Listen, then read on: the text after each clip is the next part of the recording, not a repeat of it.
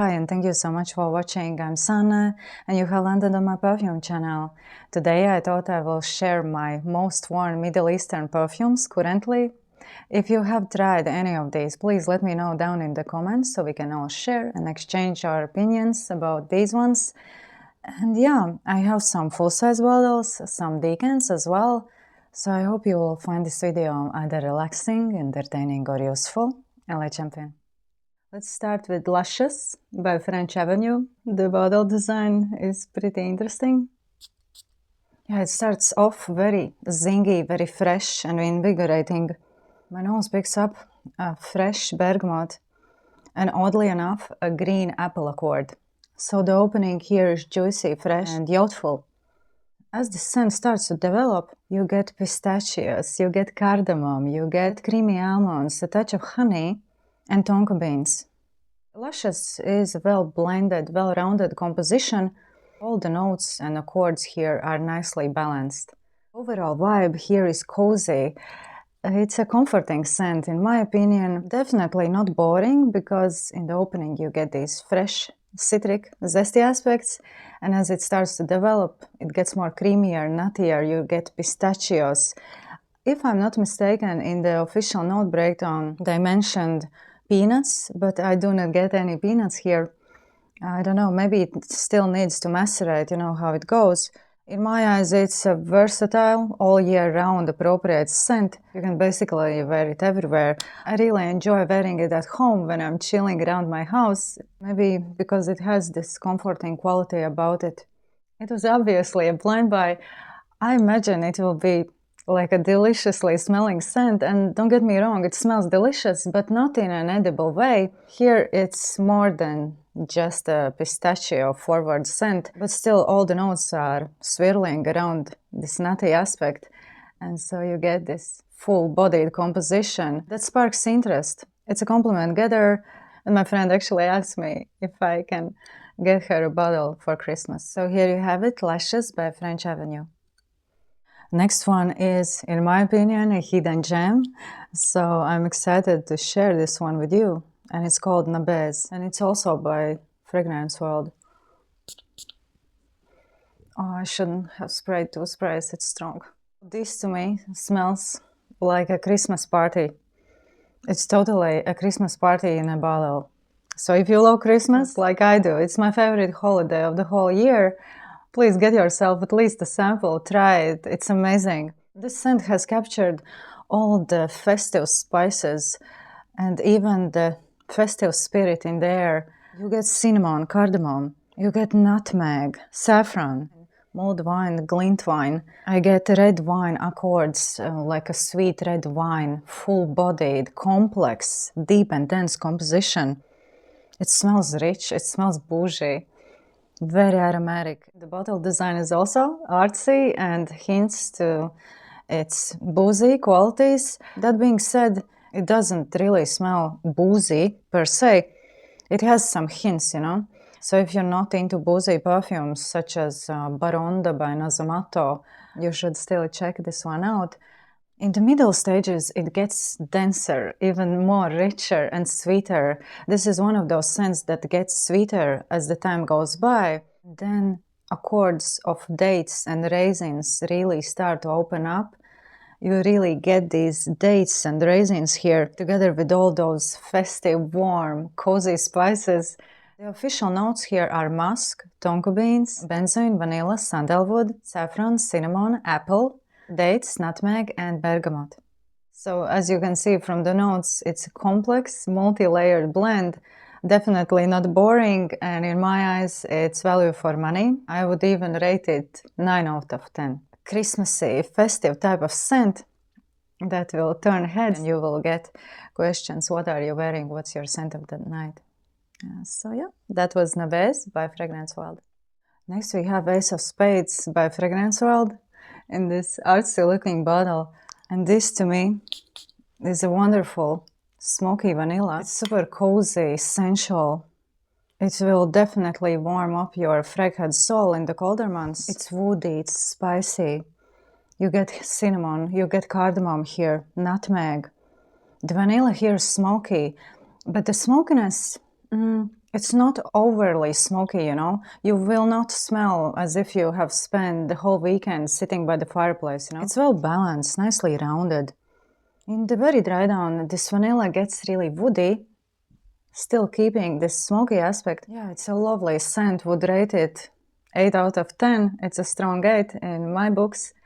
To me, Ace of Spades smells like a mix between Replica by the Fireplace, by Margiela, and Elborn by Carner Barcelona, as my nose picks up a licorice accord here as well.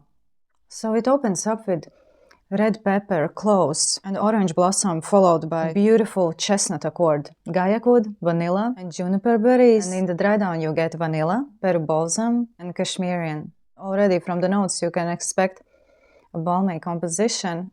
It's a nice vanilla, all year round appropriate, multiple occasion appropriate. I can see myself rocking it basically everywhere. It will definitely work great for multiple occasions. It's cozy, it's giving me this hug in a bottle type of vibe. And talking about the vanilla aspect here, it's not too sweet. It's on the sweeter side, but it doesn't get cloying.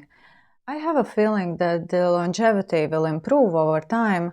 As you know how it is, I think I will need to let it macerate for a little bit longer, as currently I'm getting only 6-hour wear from it with a moderate scent projection. However, on closing, it lasts for days. So that was Ace of Spades by Fragrance World.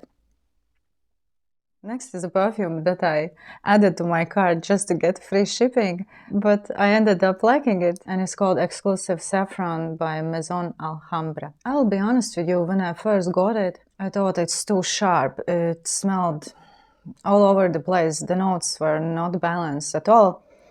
But I sprayed some 1 milliliter out and let it sit. Yeah, now it's obviously 100 times better. To me, it's a pretty linear, straightforward saffron with blueberries. It's fragrant, it's aromatic, it's highly projecting for the first few hours, juicy, fruity, and a bit sharp from the saffron. The saffron here is slightly medicinal, but ever so slightly. And in the very dry down you get these fruity, juicy blueberries with vanilla. Currently, the longevity is around 7 hours with a lovely scent trail for the first few hours. I would rate it 7 out of 10. What I also wanted to note here, that it's great for layering as well. It goes so well with vanillas, roses, definitely unisex. Especially if you love saffron, check it out. There's something cool about this one. So yeah, a cheapie, Exclusif Saffron by Maison Alhambra. Next we have Intense Addiction, Extrait de Parfum, and it's also by Fragrance World. Yeah, I will be honest with you, I was hesitant buying it purely because of the bottle design. If you know, you know. The reason why I bought it in the first place, I read somewhere that it smells like the OG Alien by Terry Mugler. And if you know me, you know that I'm a hardcore fan of the OG Alien by Terry Mugler, and I stubbornly refuse to purchase the New Age Alien by Mugler. So yeah, I had to get my hands on this one to check and see for myself. It opens really fresh and juicy. I get a green apple accord here, followed by jasmine. And the jasmine here is really potent, really out there. So you need to be a fan of jasmine to really enjoy it. And then you get a large dose of warm honey. Unisex with the right balance of sweetness. Maybe in the summer months it could get cloying, but now, as we're facing these harsher weather conditions, at least over here, it's really nice, especially when it's snowing. It can break through the snow like that, easily, no problem. Yeah, it's a long-lasting one. Gives a nice scent trail. Has a lovely scent projection. Extrait de Parfum, I do not really agree with that. Extrait de Parfum, for me, should last at least 10 plus hours, and this one doesn't. This one lasts for about 7 hours. The official notes of Intense Addiction are apple blossom, orchid, wild honey. Wild honey, is that a thing? Honey gone wild? Or it's like raw honey? Is that the same thing? Wild honey? Let me know if you know. And in the base you get vanilla, musk, and orange. The very dry down I get hints of the OG Alien by Terry Mugler, and also of Essence Absolute by Mugler. You know, the discontinued gem, which a lot of you love. I had a bottle myself. I got it for a very affordable price, so why not? That was Intense Addiction, Extrait de Parfum by Fragrance World. Next we have a really hyped one, and it's Teriaq by Lattafa.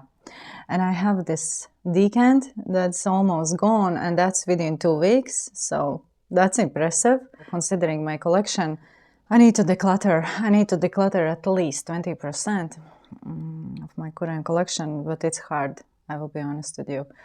For me, it's hard to say goodbye. Most of them are like a page from a diary, you know. Those scents are tied with memories, with emotions, so it's hard to let go, you know. Anyways, back to Teriaq. It's one of the most complimented ones. People around me seem to really like this one. It's made by Quentin Bish, and you know, Quentin Bish, everything he touches turns to gold apparently. Teriaq is addictive, magnetic, seductive scent. It's multi-layered, very attractive. That being said, I prefer it on my skin rather than on clothing, as on my skin I get this juicy pear together with almond, a large dose of caramel and honeyed apricots. Also, oddly enough, my nose picks up a cappuccino accord here as well. In the very dry down, the juicy pear mellows out and you are met with caramel with a touch of leather. The leather here is balmy, not too obvious. And powdery vanilla, yeah, on my skin it turns powdery in the very dry down. Overall, it's a floral gourmand, in my opinion. And if you haven't tried it, please do. You might be surprised. And it's made by Quentin Bish, so. Talking about the longevity, I get at least 8 to 10 hour wear from it. It's a highly projecting scent. I can smell it around myself all day or all night. Honestly, one of the best releases by Lattafa in 2024. So that was Teriaq by Lattafa. The next one is a bit of a disappointment in my books. It's called Khair Confection, and it's by Paris Corner. This has been getting so much hype lately, so obviously I wanted to try and see for myself what are my thoughts, how do I perceive this one, as I'm looking for my holy grail bubblegum scent, and I still haven't found it. Unfortunately, let me know which one should I try. To me, it's a nondescript, fruity concoction. It's fruity, juicy. Yeah, in the opening I get this bubblegum aspect, but as it starts to develop on my skin, it's just a sweet, bubbly, fruity, juvenile scent. Maybe I'm too old for this one, I don't know. It makes me think of lollipops, hard candy, strawberries, peach, pineapple maybe, sugary sweet, cotton candy sweet. I get pear. It somehow lacks depth and complexity for me to enjoy it fully. I will probably use it up, I will layer it with some deeper, richer, denser staples in my collection. Probably I will add something leathery or even tobacco forward scent to give it oomph. But yeah. So that was Khair Confection by Paris Corner. Another con is that it doesn't last on me. I get max 4 hour wear from it with a moderate scent projection. So yeah, would rate it 6 out of 10. So this was it for today. Thank you so much for watching. Please let me know what are your current favorites when it comes to Arabian scents, Middle Eastern perfumes, and see you on my next one. Bye!